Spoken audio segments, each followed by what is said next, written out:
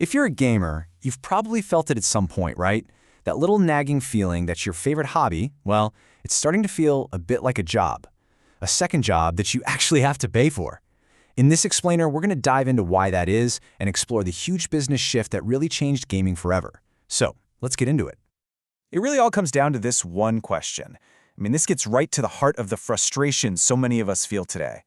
Has the business side of gaming, the constant need to sell stuff, started to mess with the pure, simple fun of just playing? The answer, well, it's complicated, but it tells you everything you need to know about the industry right now.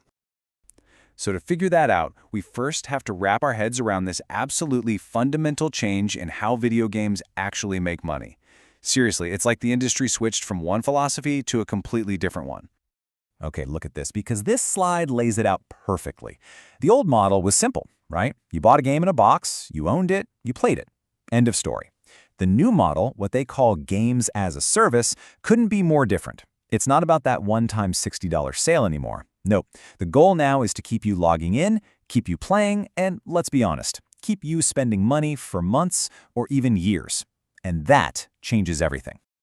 So how did we even get here?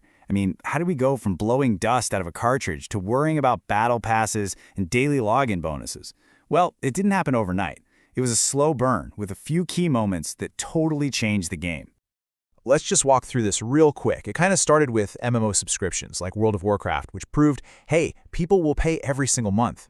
Then, in 2006, you had the infamous horse armor for Oblivion. It was a tiny cosmetic thing, but it was a huge deal because it normalized paying real money for little in-game items.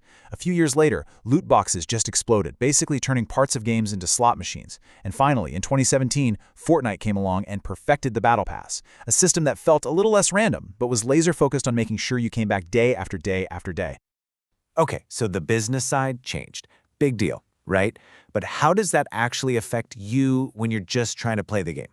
Well, this is the aha moment. This is where we connect the dots between a corporate PowerPoint slide and that feeling of frustration you get when you're stuck on a boring quest.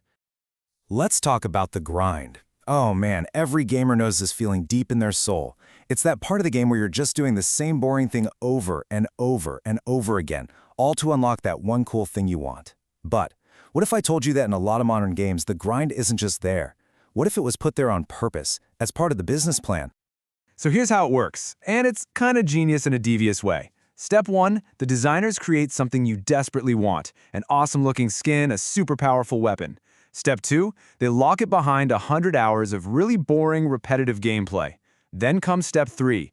They sell you a time saver or an XP boost that lets you just pay to skip the boring part. They literally create a problem, the grind, and then sell you the solution. And it doesn't just stop with the grind either. This business-first thinking is why we see so many games focused on endless multiplayer modes, because you can always sell new stuff in them. It's why some games launch in a buggy, half-finished state. And it's why they use psychological tricks like FOMO, that fear of missing out, to give you anxiety if you don't log in every single day. Now look, it is super easy to get cynical listening to all this. But it's really, really important to remember this isn't the whole story.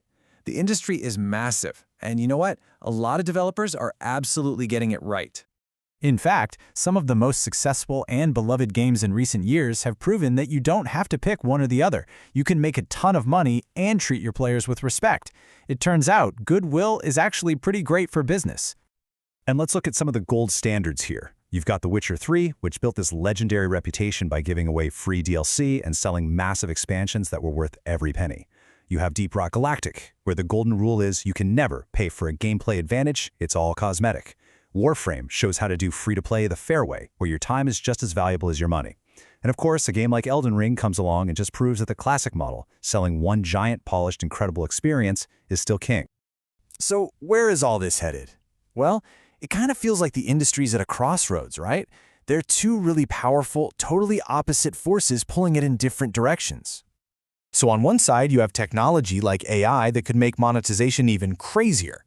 Imagine a game that can tell you're getting frustrated and offers you the perfect microtransaction at your weakest moment.